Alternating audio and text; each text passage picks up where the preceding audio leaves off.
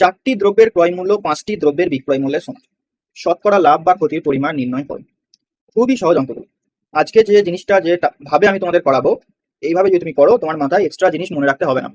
আমি জানি তোমরা এই অঙ্কগুলো অনেক ফর্মুলা দিয়ে করে এসেছো। আজকের পর থেকে সেই সব ফর্মুলাগুলো যত তাড়াতাড়ি ভুলবে তত তাড়াতাড়ি তোমার মঙ্গল।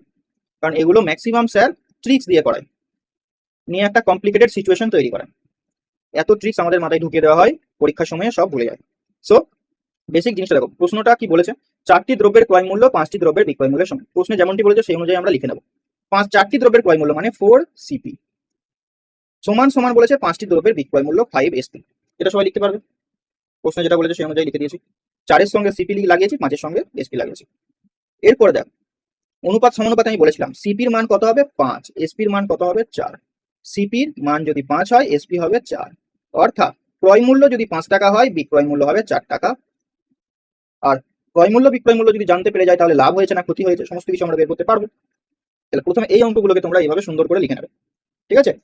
চারটি দ্রব্যের ক্রয় মূল্য 4 সিপি, পাঁচটি দ্রব্যের বিক্রয় মূল্য 5 এসপি, ঠিক আছে। সমান সমান দিয়ে লিখে নিলে, নিয়ে অনুপাতের যে কনসেপ্ট থেকে আমরা বলতে পারি ক্রয় মূল্য 5 টাকা, বিক্রয় মূল্য 4 টাকা।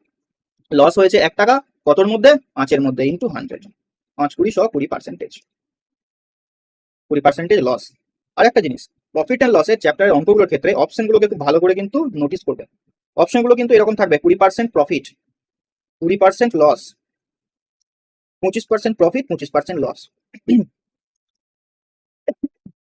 যখন এইরকম ধরনের অঙ্ক দেখবে, মানে এরকম ধরনের অপশন দেখবে, তখন কিন্তু খুব সাবধান। ম্যাক্সিমাম ক্ষেত্রে ভুল ঠিক করে দেওয়ার প্রবাবিলিটি বেশি থাকে, ঠিক আছে। সো ভালোভাবে লক্ষ্য রাখবে কিন্তু, হ্যাঁ।